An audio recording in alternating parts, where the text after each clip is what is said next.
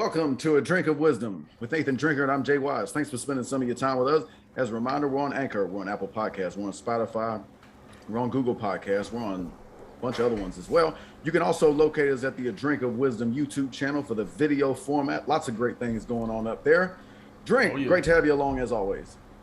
Hey man, I'm glad to be alone. You know what I'm saying? But I got to find out what's going on over there with you. How everything going on in Jay's world. Oh, everything's going well, man. How about you, man? Now I can't complain. Another day, another dollar. We got to give the streets what they need. We see what they don't. We say what they want. Set your plate. It's time to eat. And last but not least, let's talk some sports, baby. Let's roll, Jay. All right, episode 75 and the final episode of season 2, if you can believe that. Tom Brady is going to play some defense. The Big 12 plays offense, and we look ahead to a packed opening week in college football. But we start with Thursday night action in the Big 10, where the Ohio State University went on the road to face the PJ Fleck and the Minnesota Golden Gophers. And Ohio State ends up getting their first win of the season. The fourth-ranked Buckeyes beating Minnesota 45-31. Nip and tuck game throughout the first half and into the third quarter. Minnesota actually led at one point 21-17, but eventually Ohio State was able to pull away, and they do win this game by 2 touchdowns. Trying to move on in the post-Justin Fields era. Their freshman quarterback, C.J. Stroud, ends up throwing for 4 touchdowns, 2 of them to the All-American receiver, Chris Olave. Meanwhile, Minnesota got a big performance on the ground from their third-team All-American running back, Muhammad Ibrahim. He had 30 carries, 163 yards, and 2 touchdowns before leaving in the third quarter with an injury. And that probably played into some of the reason that Ohio State was able to pull away in this game. Drink, what'd you take away from last night? Well, listen, man. It seems to me, in a nutshell, right? So, and when you talking about the overall totality of what happened, Ohio State 45, Minnesota 31. I think just for that, if I'm talking about that, all that was. Listen, Ohio State had more talent. They was the more talented team. I heard somebody mention this. I don't remember exactly who it was, but they made a comment. They was like, listen, Ohio State worst player on offense is better than Minnesota's best player on defense. And I started looking at that, and I'm like, might have a point here. And I don't even know all the players on offense, but I think he had a point there because, Ohio State is one of those teams like the Alabamas of the world, like the Georgias of the world, the LSU of the world. They recruit at a high level, usually always finish within the top 5 of every year's recruiting class. When Urban Meyer was there, hell, when Jim Tressel was there, they was doing it. So, Ryan Day came up and kind of upped the ante. But hey, listen, he's out here. I hear that Ryan Day is a risk taker.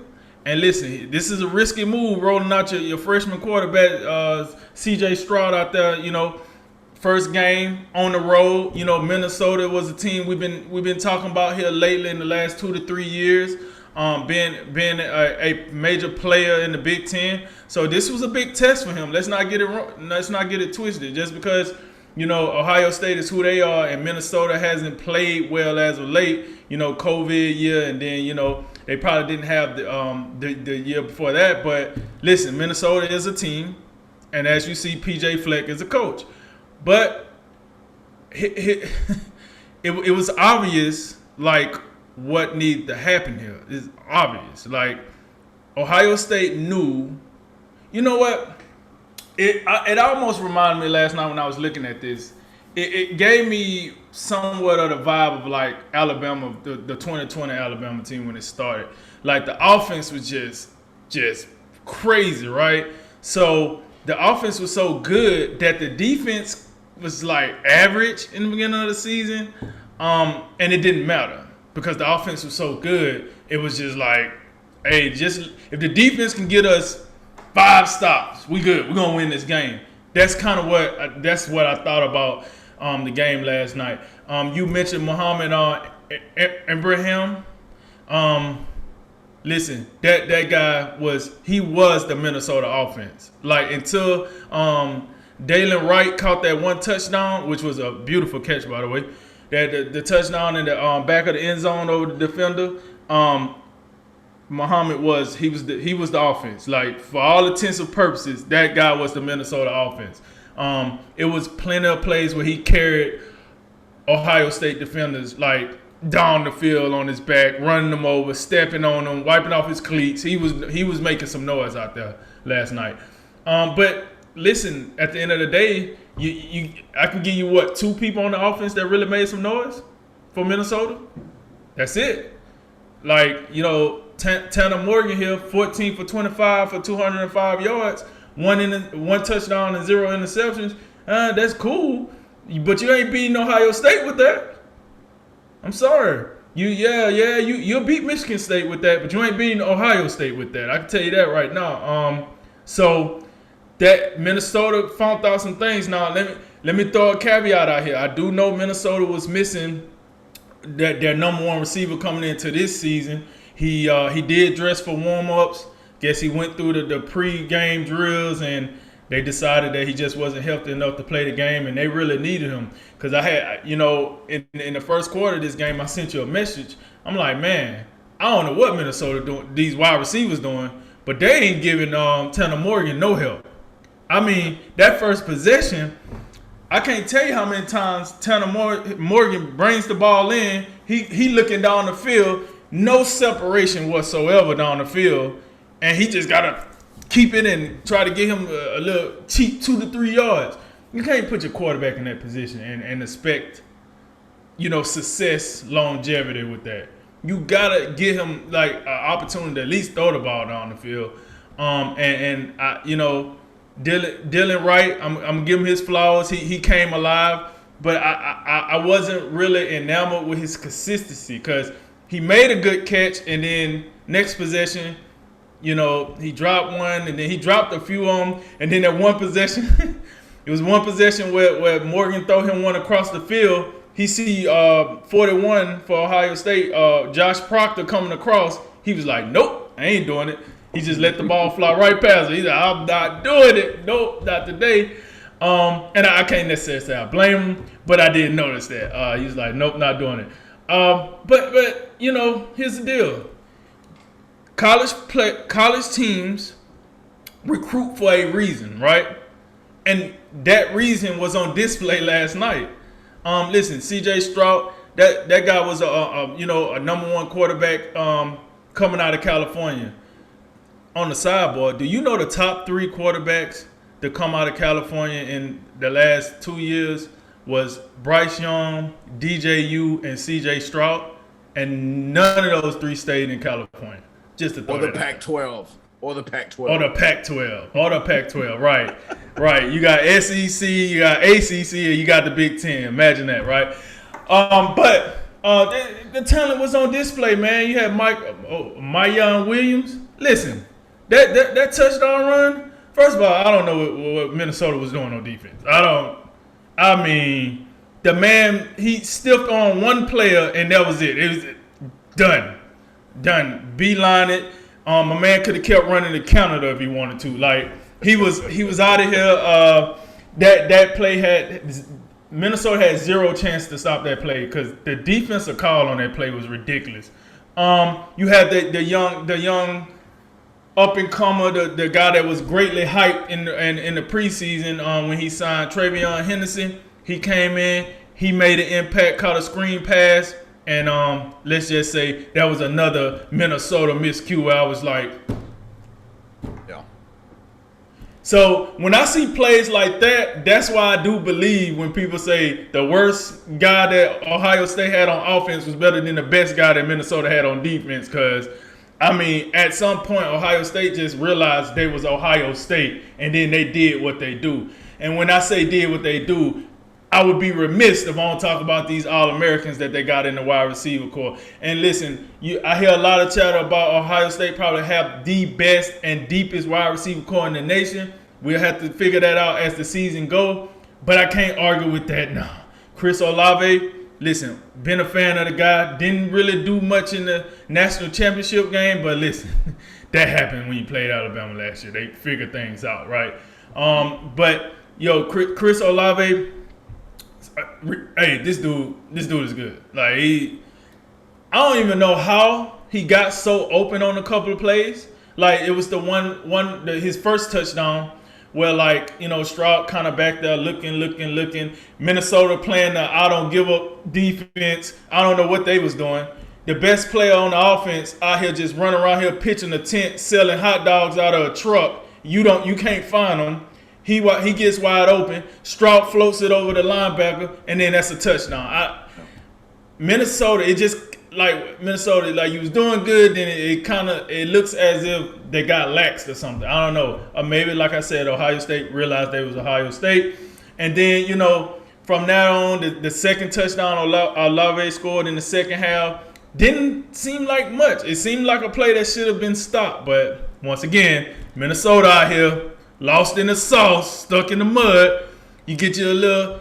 I think the ball on the travel, I want to say 20 yards or something. I want to say it wasn't like a super long pass, but Olave catches it, turns around, sees that there's nobody in front of him, and he's like, "All right then," and he just takes off. If you actually look at the touchdowns that they scored, it wasn't a whole lot of. They were easy. Yeah, it wasn't a whole lot of adversity. It wasn't a whole lot of obstacles to those end zones. It was pretty much, I catch the ball, I look, I see there's nobody in front of me, I'm just going to keep running, and that was the night for the Minnesota defense. Now, the one caveat I did want to make about Ohio State, as far as they was trying to figure out their rotations. Master Teague, listen. No. I understand that you was the guy. You stepped up when Trey Sermon got hurt in the national championship game, and you got some run last year. I think that run is over.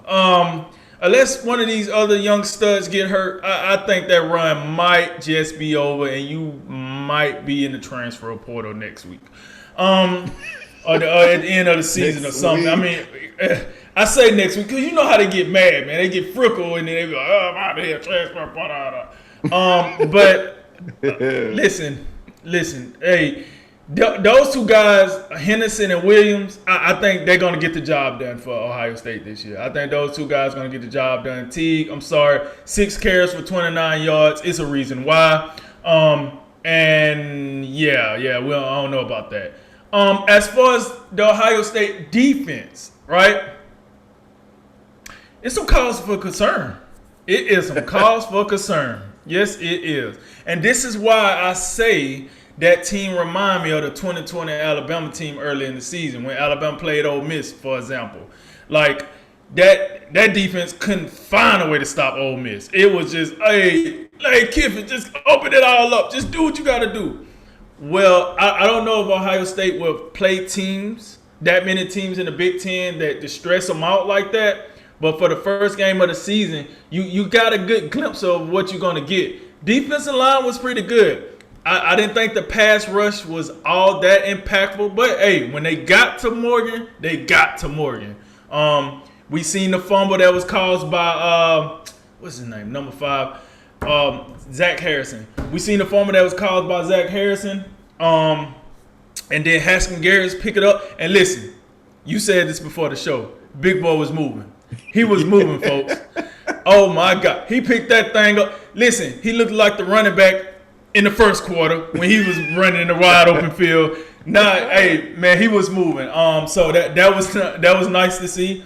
But here's the deal. I'd be remiss if I didn't, point out that linebacker core in the secondary line. I would give the secondary props, for what it's worth. They did their job, but I can't say they was facing a super talented wide receiver core either.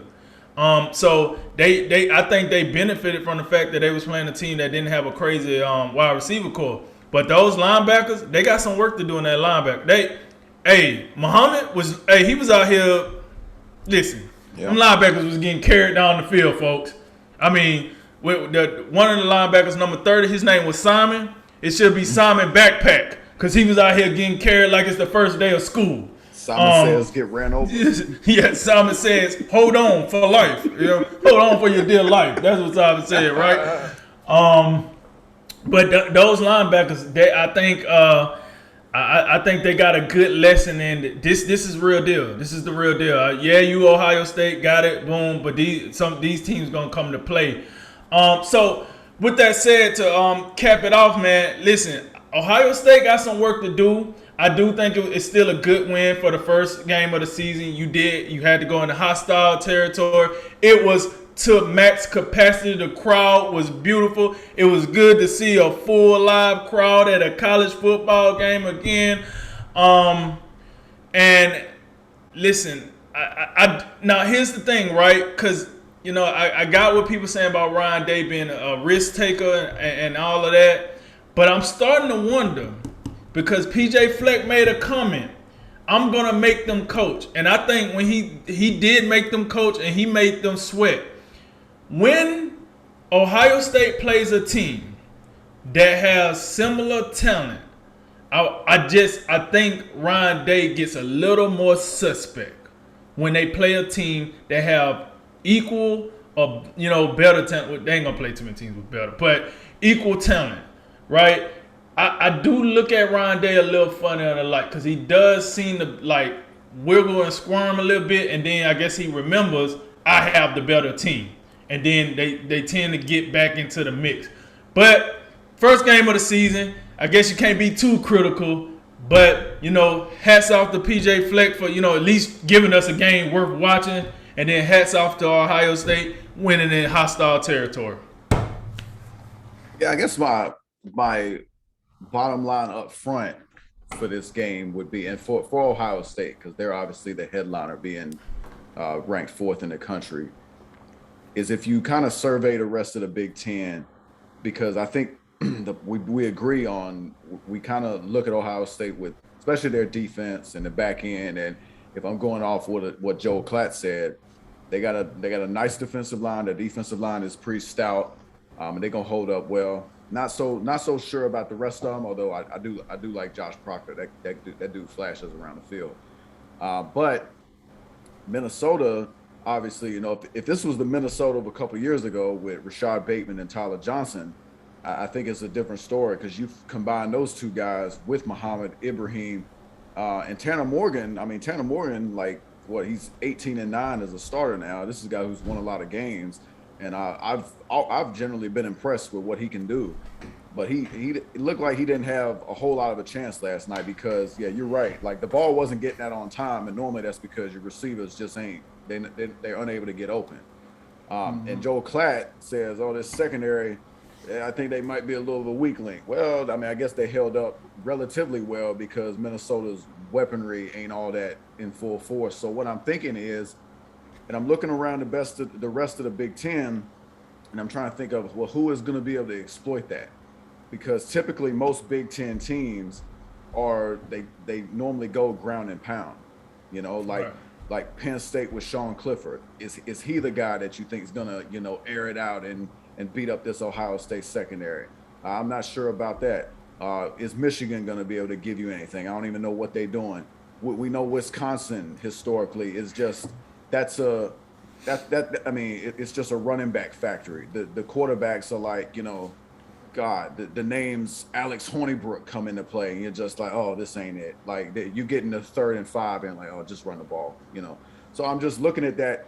The top contenders in the Big Ten, I'm not sure if Ohio State's deficiencies will, or at least what appears to be their deficiencies right now, will really hurt them in the Big Ten. Of course, that remains to be seen. But I do think, based on what we saw last night, this is a team that can make the college football playoff. But based on what I saw last night, I don't know if they can win a game in the college football playoff. Because when you take what they did last night and you stack them up against a Clemson or an Alabama or a Georgia or some of these other, these top flight teams who we believe we could very well see in the college football playoff, they're going to be able to exploit you. If you got a legitimate weakness in the linebacking core, if you got some corners who are real young and inexperienced. So that is where up front I would be somewhat worried. But it is only one game. You can look at it either way. The one way to look at it is say, you know what? We went in week 1 on Thursday on the road. We won by double digits. We took care of business, and we didn't play our best. Of course, the other way to look at it is say, because I think this CJ Stroud, I don't want to be too hard on the guy in his first start at 19 years of age and all that.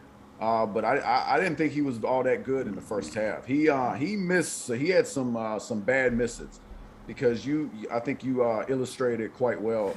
Ohio State receivers, whether it was Olave, whether it was Garrett Wilson, I mean these guys were getting open seemingly every single time, and he just had some bad misses. So. But he did, to give him credit, he did play well in the second half. Their receivers, Ohio State receivers, continued to get open, and then he starts hitting. And of course, so many explosive plays for Ohio State. I don't know what this Minnesota defense. I guess they don't appear to be very good. It looks like Minnesota to me. It's Muhammad Ibrahim. I do like Tanner Morgan, but it's just like I guess he just he don't have all that much to work with. Although I do like the transfer from Texas A&M, Dylan Wright had a nice touchdown catch, but it doesn't appear to be the same. And just if I'm looking at Minnesota, a couple years ago in 2019, they had that great start. They were undefeated. Then they beat Penn State. That opened a lot of eyes. They kind of fell off after that, but we were looking at them as like another Big Ten team that could be like on that next level, along with your Penn States and Wisconsins and teams like that. So I mean, it'd be great for them to continue to move along in that direction. But especially now, if Ibrahim is like seriously like compromised, probably not going to happen this year. But that's kind of my big takeaway is obviously for Ohio State. Based on that game, that's a team that can win the Big Ten, but it don't look like, obviously we got to see what everybody else looks like. But based on that don't look like a team that's going to win the college football playoff.